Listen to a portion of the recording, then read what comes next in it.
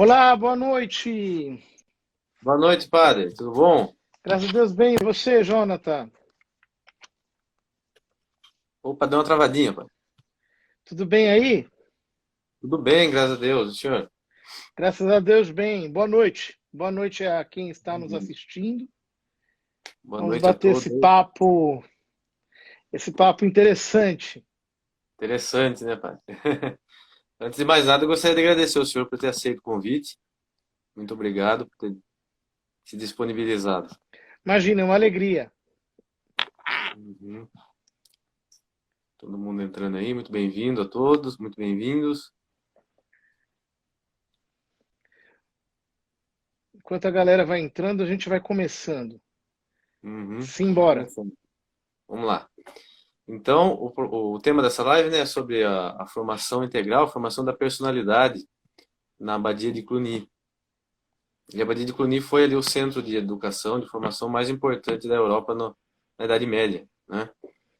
E formou ali, ó, na época em que existiam as escolas, né? Escolas catedrais, palatinas e monásticas, a mais importante delas foi a Abadia de Cluny.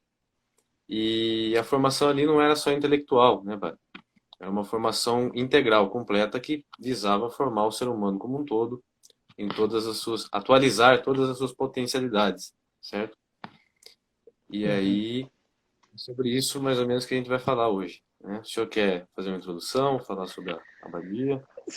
Eu acho que é importante a gente, em primeiro lugar, entender um pouquinho o que é Cluny, né? Uhum, E eu acho que a gente consegue entender bem o que é Cluny situando-a no contexto em que estava a igreja daquele tempo. Nós estamos na Idade Média, depois daquele apogeu do Carlos Magno, uhum, quando Carlos Magno conseguiu efetivamente emplacar uma grande unidade política, né, é, e fazer uma aliança com a igreja, de tal modo que a igreja pôde encontrar naquele período uma tranquilidade maior para desenvolver o seu trabalho de evangelização, digamos assim, né? Acontece que, com o passar do tempo, a nobreza começou a se desvirtuar. Então, aquela unidade que tinha sido conquistada com Carlos Magno, ela começou a se desfazer e os nobres começaram a brigar entre si, guerras intermináveis. E do ponto de vista da igreja, havia um ou dois problemas muito sérios. Né? Um problema era a ingerência excessiva do poder secular na igreja. Né? Aquilo que depois se considerou um tipo de simonia. Né? Por quê? uhum, Então, os senhores feudais, eles tinham, por exemplo, conventos, mosteiros dentro das suas propriedades, e eles se sentiam donos daqueles mosteiros, daqueles conventos. E se sentiam, portanto, no direito de nomear os abades, de, às vezes, nomear os bispos, etc.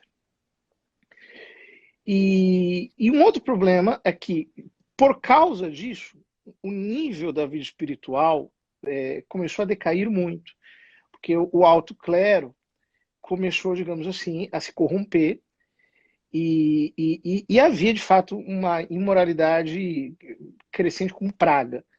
Era o chamado nicolaísmo. Né? Então nós uhum. temos simonia, quer dizer, a venda de cargos eclesiásticos, dinheirismo, no fundo. Não havia dinheiro na época, né? Sim. Mas havia, sim, é, Abundante. havia algum tipo de riqueza. E o nicolaísmo, que era a imoralidade generalizada. Né? O que acontece? De repente aparece esse duque chamado Guilherme, que ele recebe o nome de o Pio, o Piedoso, né?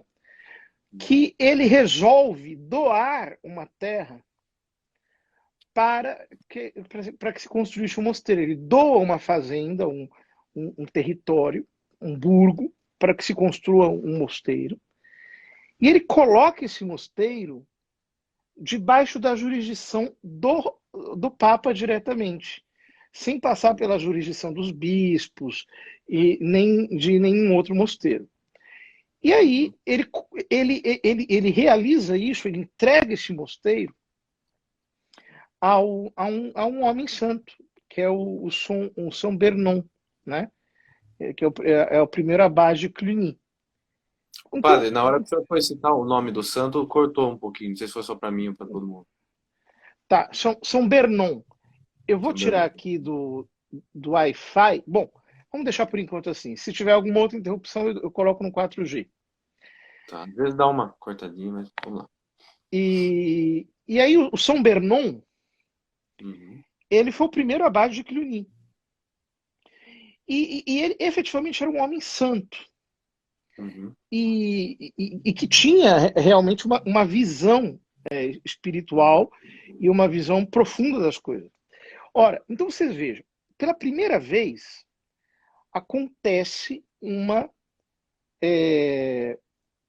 espécie de jurisdição direta de um uhum, mosteiro na França, uhum, entregue diretamente à jurisdição do Romano Pontífice.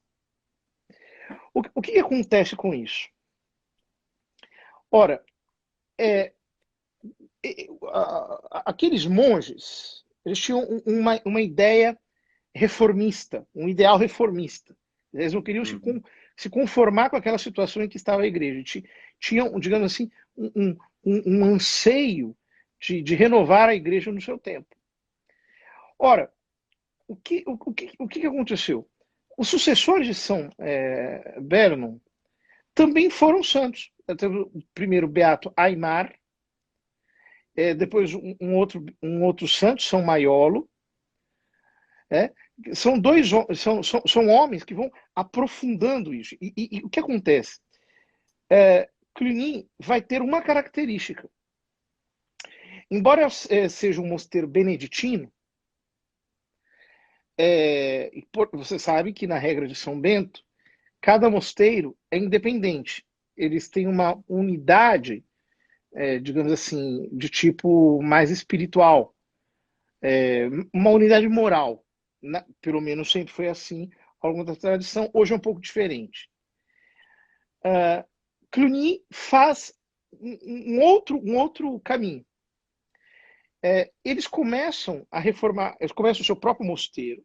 Então, o mosteiro de Cluny se torna um mosteiro exemplar, um mosteiro modelar mesmo. E na medida em que eles começam a se expandir e eles começam a ajudar outros mosteiros, esses mosteiros passam a integrar Cluny. De tal modo que, segundo a regra de São Bento, cada mosteiro deveria ter um abade, um aba, um pai. Né? Mas Cluny faz o quê? Na medida em que vai se expandindo,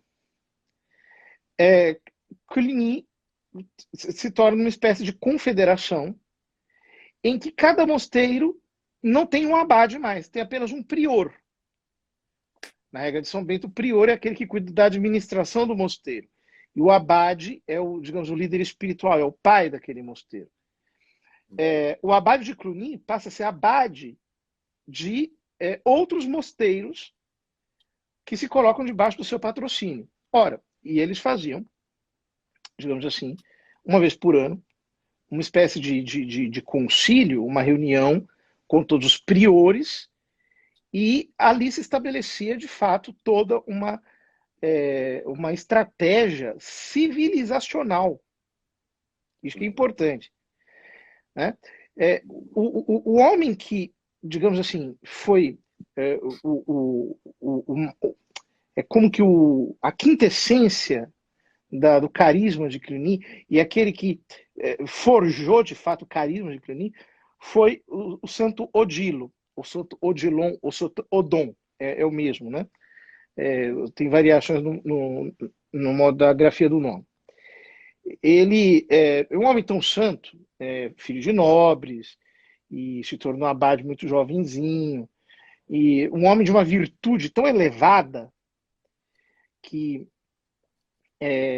um dos monges que moravam com ele na época, que é um dos seus biógrafos, ele deu a ele o epíteto, e ele era chamado assim, de o arcanjo dos monges. Era considerado como o maior, o exemplo, uma espécie de modelo de padre, né? Que tinha uma dignidade, um carisma, uma elevação, um porte, uma autoridade, com entrepassar de misericórdia, mas extremamente coeso, de fato, uma figura de grande têmpora, né? Olha, Santo Odilo, ou Santo Odilon, é pouco conhecido hoje. Para entender a grandeza de Santo Odilon, eu preciso dizer o seguinte: Santo Odilon é a alma de Cluny. E Cluny é a alma da Idade Média. Uhum. Ou seja, nós estamos falando de um modelo de sacerdote que é uma espécie de modelo perene para todos os séculos. Da igreja, assim. Você imagina que esse homem ele saía a cavalo chamando, recrutando rapazes para serem monges, e eles eram arrastados por aquela figura austera, penitente, né? E tinha uma voz vibrante. Diziam que enquanto ele falava, era como se o pensamento emanasse um raio que saísse pelos olhos. E você conseguia ver pelo brilho dos olhos dele como que o fulgor do pensamento. Mas a sua autoridade, dizem os biógrafos, era uma espécie de força que se imprimia no seu caráter, e dizem que até as pregas da batina dele, as pregas do hábito dele, digamos assim, representavam essa autoridade que ele tinha, né? Em todo o seu porte, no seu modo de ser, ele transparecia isso. E foi ele que forjou o chamado Ordo Cluniciense, que é algo extremamente ordenado, né? O que acontece? Você sabe que os monges, eles tradicionalmente tinham 8 horas canônicas. Hoje são 7 horas canônicas, né? 8 horas canônicas, porque além das 7 horas que nós temos hoje, existe uma hora chamada prima. Então, o que acontece? A vida em Cluny foi organizada de tal modo por Santo Odilon que havia tempos largos de salmodia, intercalados com um trabalho, sem que a oração se interrompesse na igreja. Ele estabeleceu aquilo que se chama de laus perennes, que é a oração 24 horas, o tempo todo.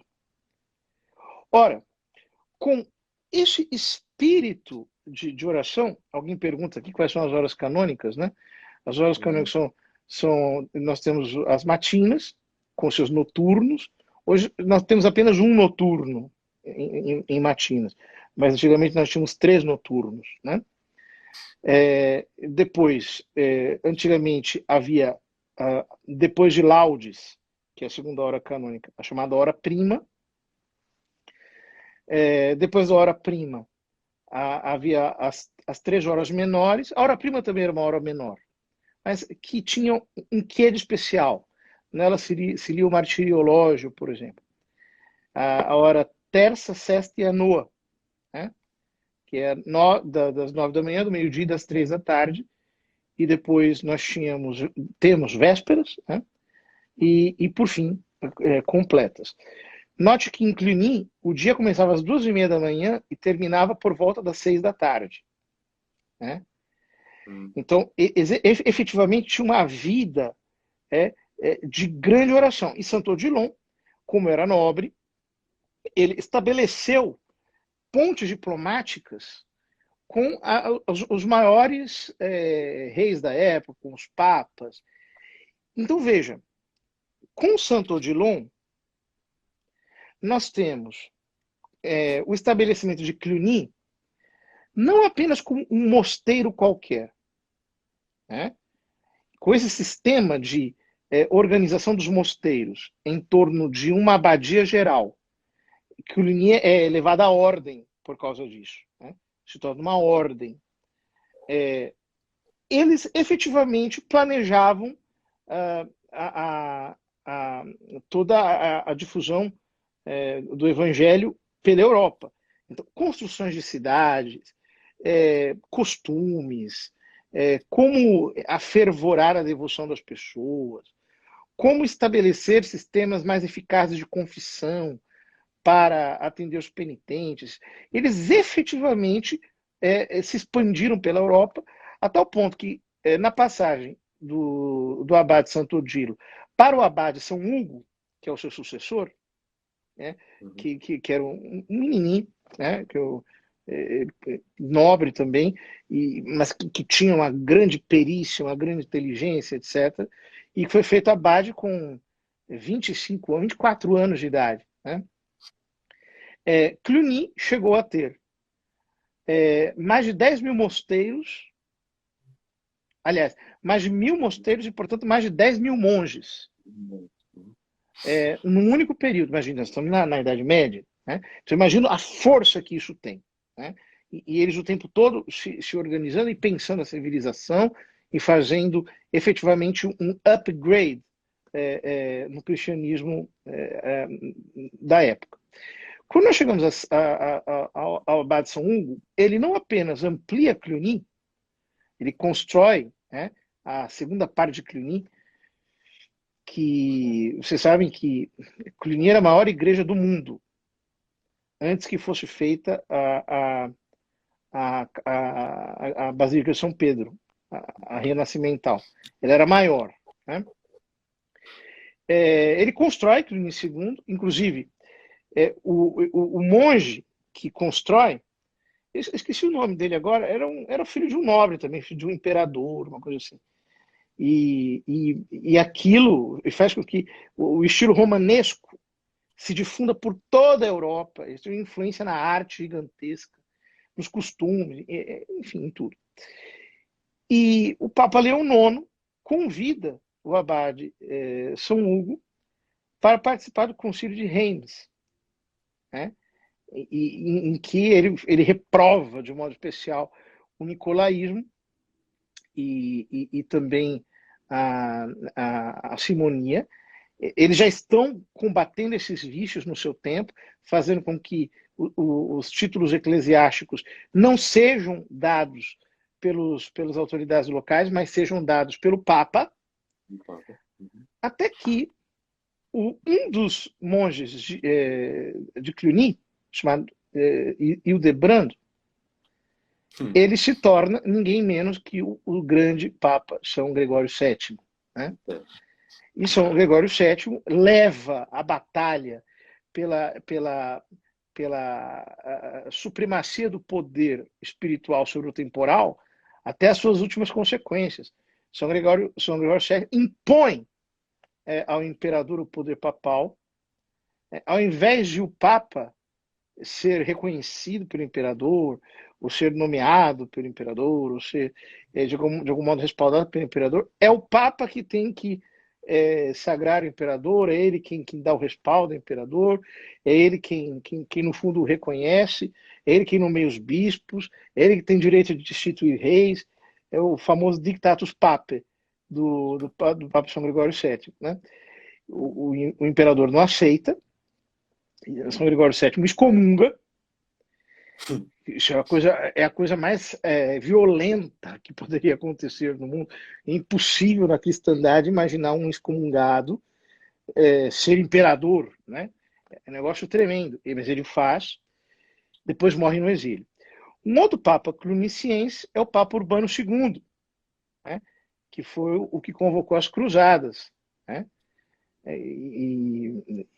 Inclusive, São Hugo, nesse sentido, ele e outros abades clunicienses sempre estavam apoiando, animando, incentivando a combatividade do povo cristão, E depois, um outro Papa cluniciense, o último Papa cluniciense, é o Papa Pascoal II, todos eles assim na esteira de São Hugo, né?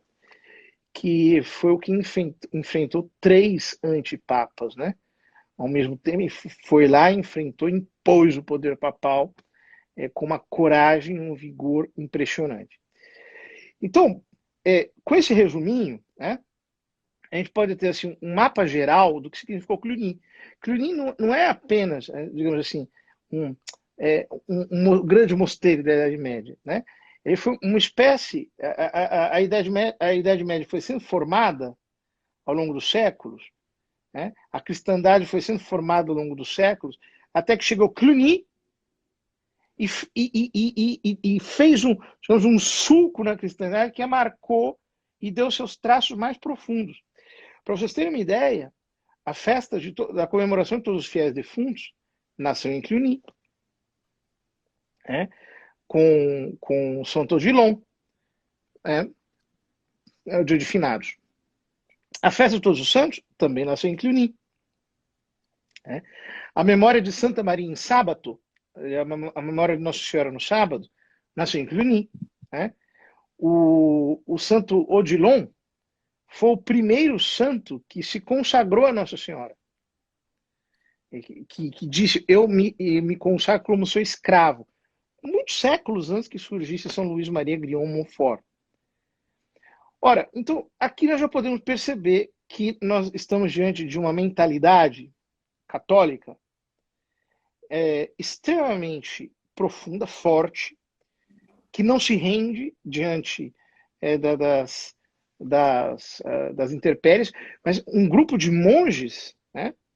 E a maior parte deles não são bispos, são apenas sacerdotes, monges, que eles criam uma família de almas que pensa uma espécie de engenharia cristã da sociedade e realiza isso efetivamente, com uma profunda base espiritual por trás. Sensacional, né? Poderíamos dizer até, padre, que ali em Cluny chegou o mais próximo possível daquele projeto dos padres da igreja de uma paideia cristã, não?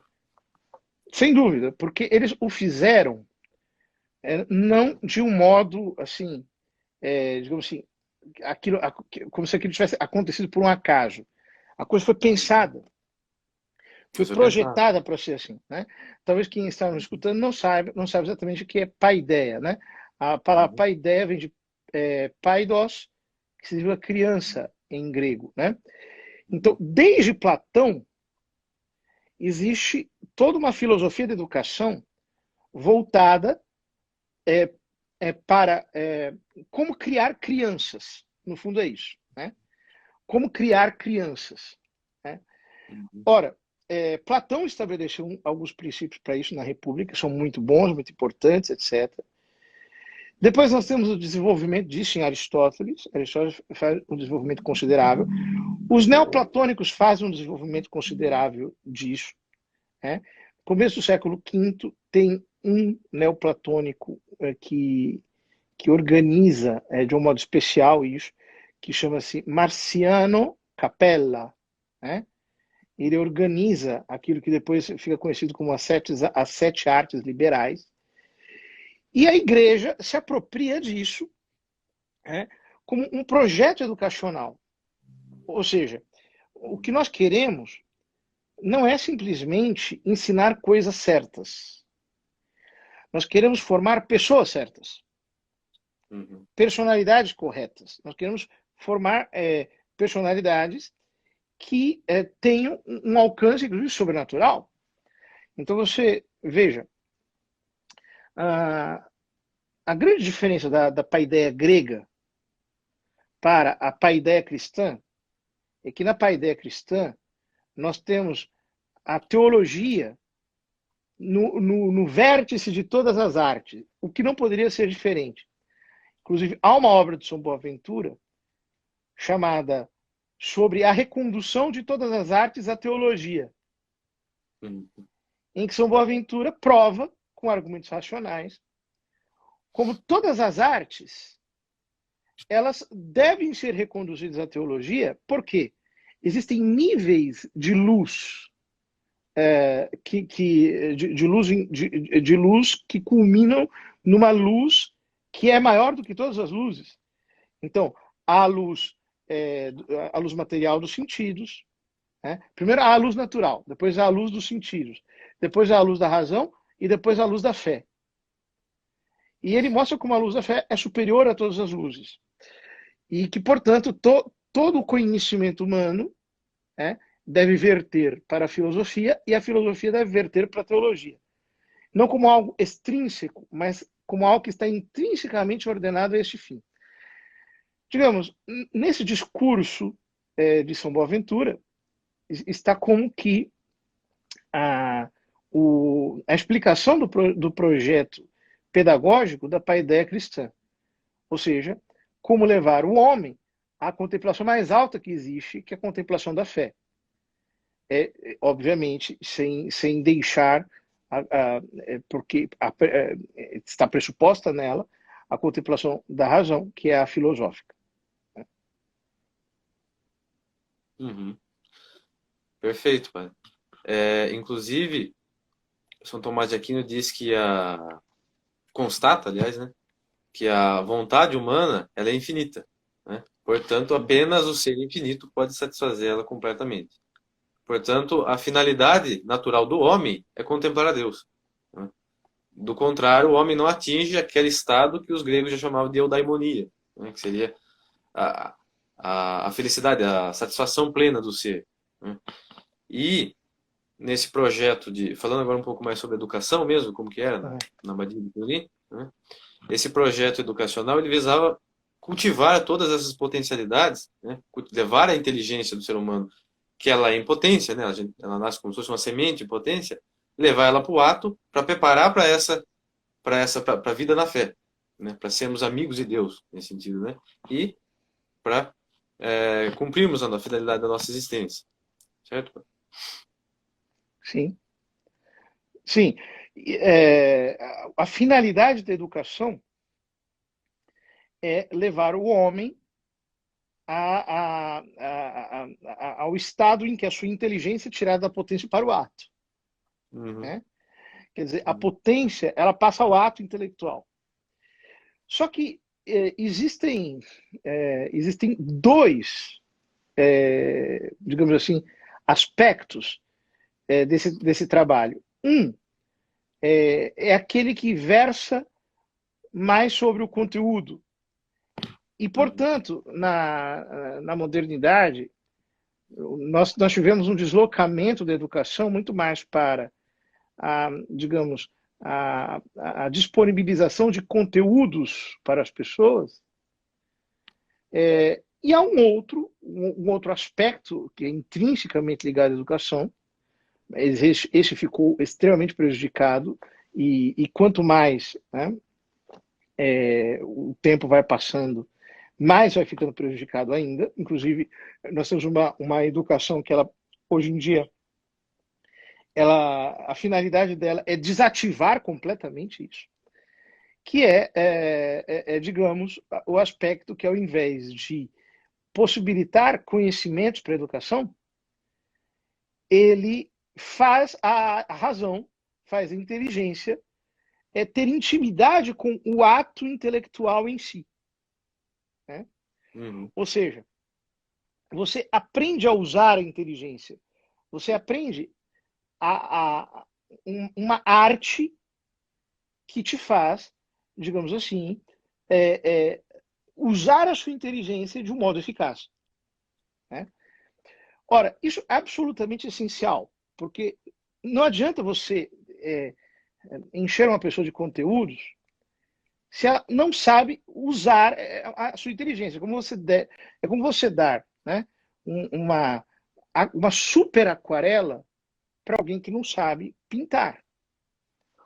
Ou como você dar um piano, né, um Yamaha, piano de caudas, caríssimo, para alguém que não sabe tocar piano. Quer dizer, ele não sabe o que fazer com aquilo. Pegar o melhor violino do mundo, né? Pega um violino caríssimo, com desses que tem 100 anos de existência, Um que já... Stradivarius. Exato. E você entrega para um calouro que não sabe fazer uma nota no violino.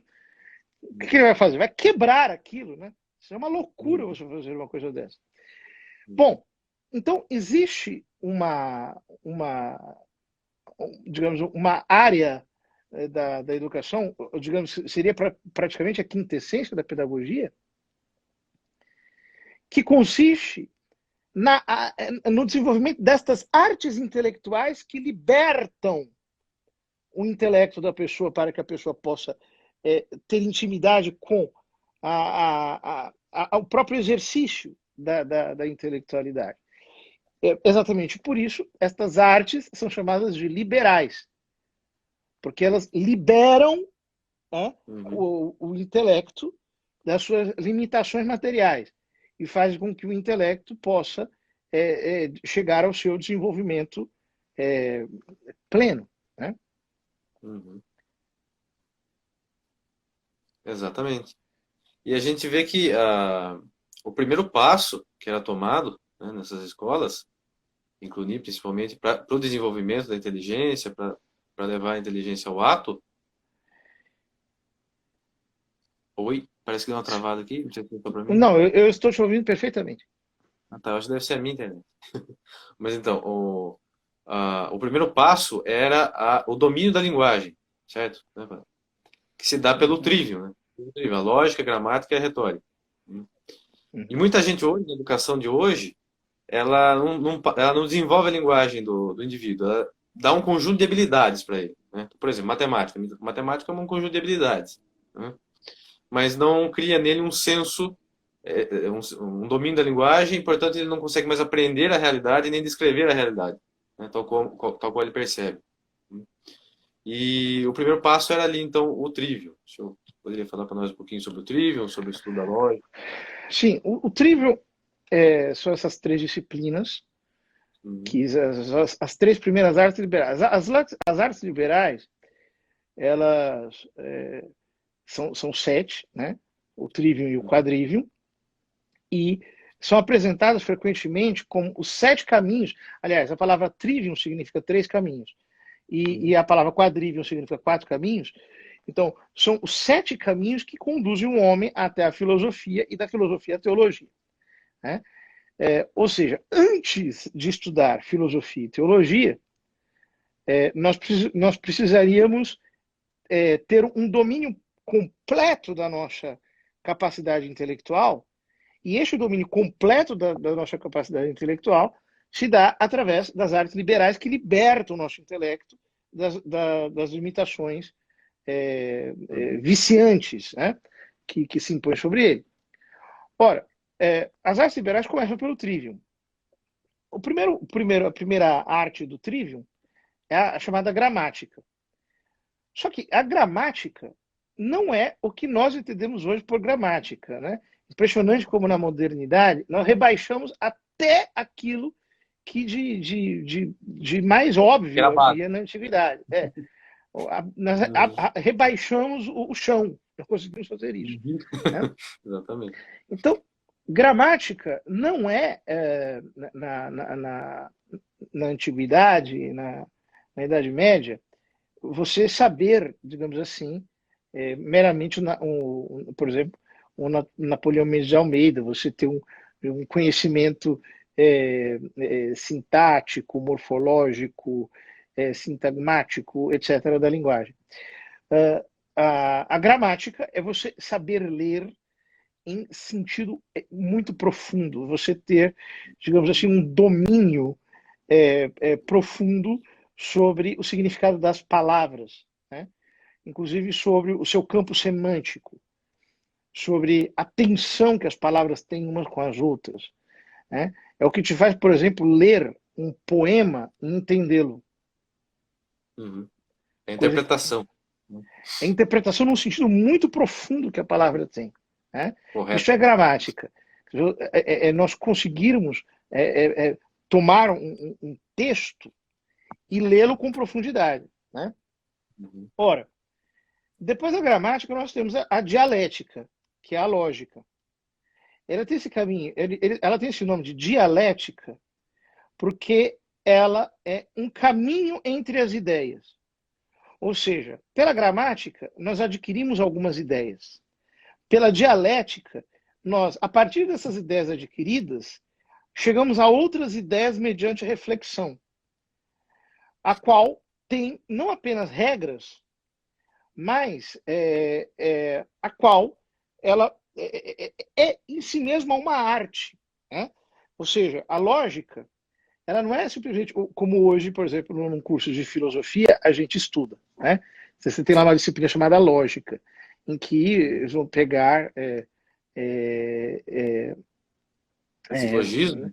silogismos, etc., e ensinar como é que se ensinam, como é que se fazem silogismos, ou simplesmente fotografar como é um silogismo para você ter ideia assim por cima de como é que é um silogismo.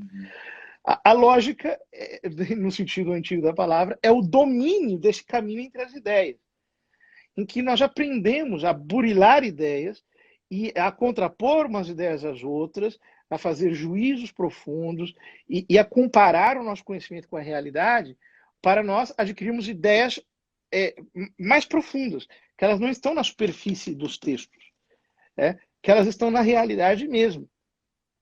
Porque a verdade, como dizia, como ensinava São Tomás, é a adequação do intelecto à realidade. Né? Então, a lógica ela está num domínio muito maior do que a gramática, no sentido de que ela é um jeito pelo qual nós vamos adquirindo verdades, entre aspas, mais verdadeiras, porque elas são mais profundas, elas são menos evidentes, mas elas são, digamos, mais correspondentes à realidade como um todo. E depois, na medida em que nós vamos crescendo nessas verdades, na medida em que nós vamos descobrindo verdades, e que nós dominamos a arte da descoberta de verdades, né, nesse caminho de ideias, então nós chegamos ao que é a super o efeito superior da meditação, do estudo, que é a contemplação. Né? Assim como nós temos num silogismo, nós temos conceitos, depois nós temos juízos. Né? O juízo é quando nós formamos conceitos que se articulam, que combinam entre si, que correspondem um ao outro, e depois nós articulamos juízos entre si, e aí nós temos um silogismo, e nesse silogismo nós conseguimos perceber uma ordem maior que digamos, é mais verdadeira no sentido de que esses juízos, eles têm, digamos assim, não apenas uma correspondência, mas eles têm uma ordem entre si que nos remete a uma ordem superior. Nesse mesmo sentido, a contemplação é superior à meditação, né? Porque ela nos leva a uma visão mais abrangente da verdade. Ora, e por último, nós temos a retórica. A retórica é quando nós dominamos a arte de devolver para os outros, de explicar para os outros aquilo que nós conseguimos aprender com o nosso intelecto. Né? Estou dizendo com palavras simples, mas só para dizer que retórica não é o que as pessoas entendem hoje. Né? Então, quando a gente fala de retórica, é aprender como falar em público, né? Como usar as mãos, como você fazer uma comunicação não verbal. Não tem nada a ver com isso. Né? Retórica é uma arte em que nós aprendemos a falar de tal modo que nós exprimimos para os outros aquilo que nós conseguimos aprender com a nossa inteligência, de tal modo que nós estimulamos os outros e conseguimos estimular a inteligência dos outros. Né? Convencê-los, conseguimos ensiná-los e assim por diante. Então, como você dizia, o Trivium, ele dá um domínio da linguagem da passividade para a atividade.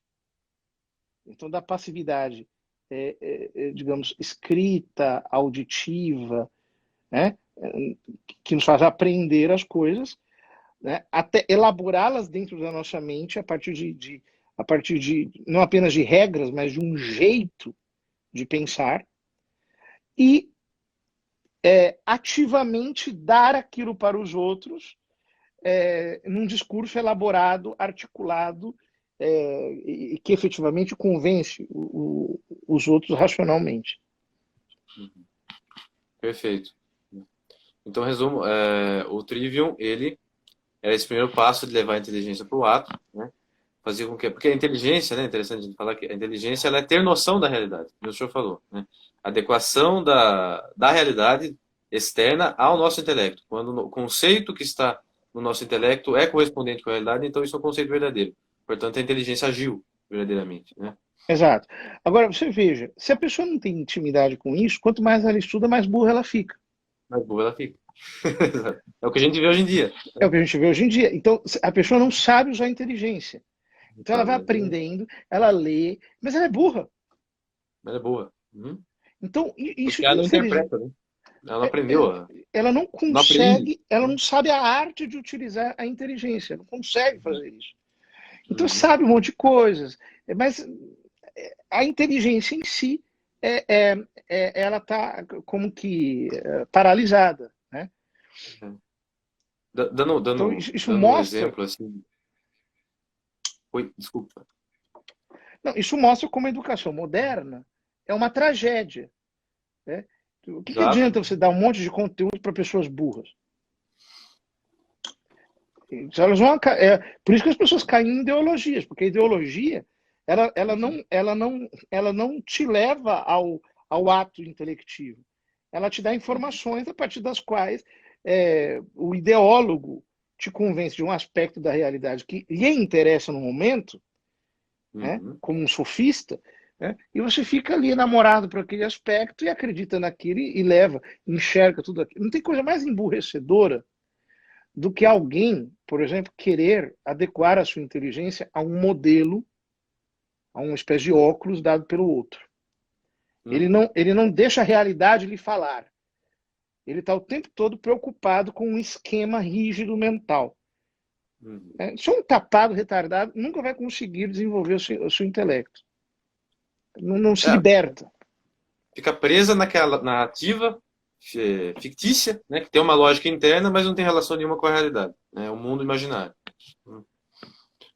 Exatamente. E então o Trivium dava esse domínio, né, para a pessoa, que ela tinha noção da realidade. Então, foi interessante que o senhor falou das ideologias. Então, por exemplo, ninguém que tivesse estudado o Trivium iria olhar para uma mulher e falar que é homem, né? Ou olhar para o homem e falar que é mulher, ou sequer levar isso em consideração para uma discussão, né?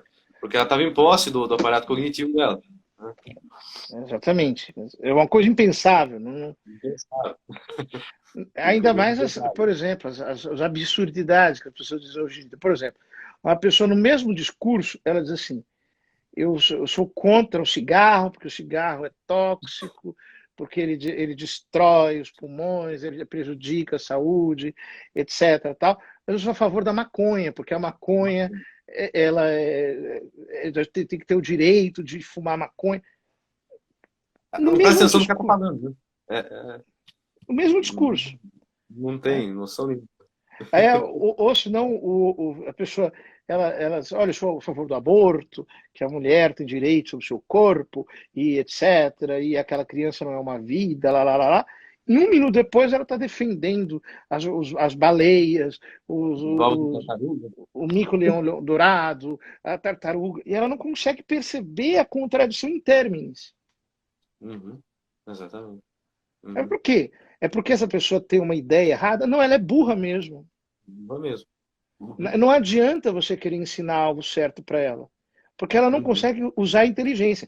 Mas existem coisas parecidas com isso. Às vezes não são tão grotescas assim.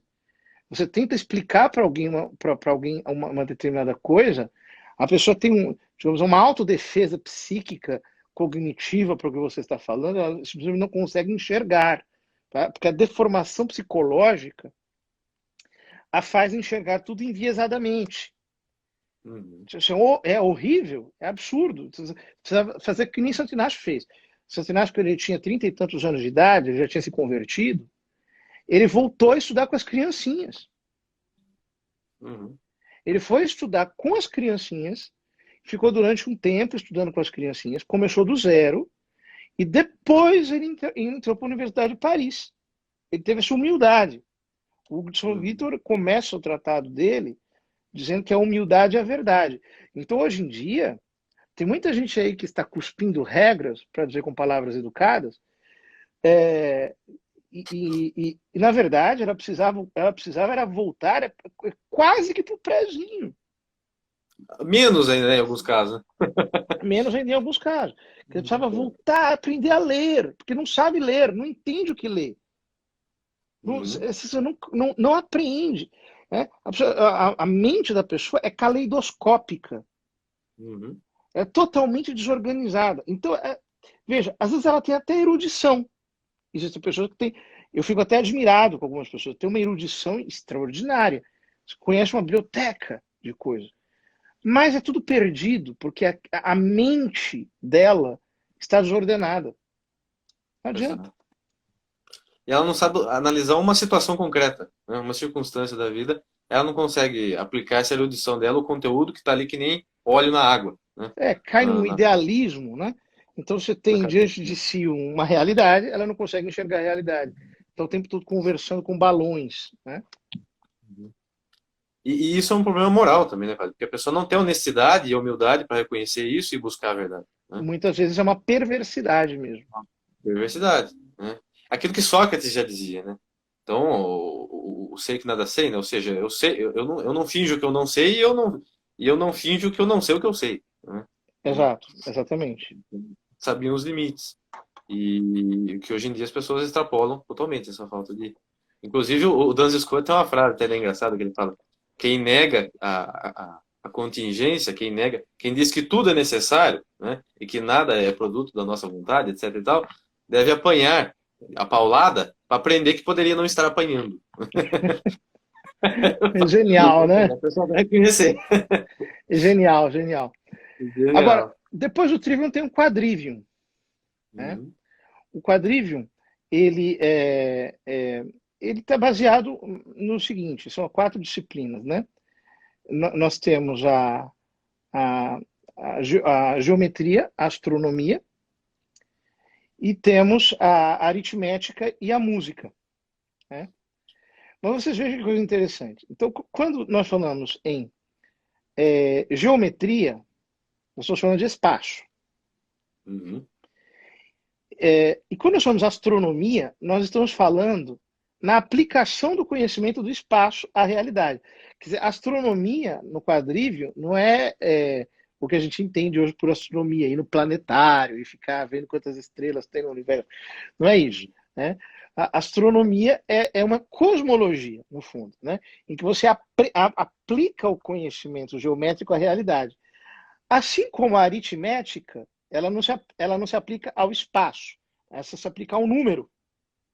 Mas ao número, enquanto teoria do número, que é uma coisa elevada, em que eu entendo a razão de ser de um número, o conceito de um número.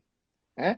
Só que este número, ele tampouco ele é reduzido àquilo que a gente chama hoje de aritmética, que é o cálculo, ou cômputo. Né? É efetivamente o sentido que o número tem. E depois esse número é aplicado em quê? Na música. Olha que coisa impressionante. Né? Ou seja, a música no quadrivium também não é o que a gente chama de música, você aprender a tocar flauta, aprender a tocar Uhum. viola, né? Não é isso. Música é a noção de harmonia e ela envolve a harmonia no seu complexo mais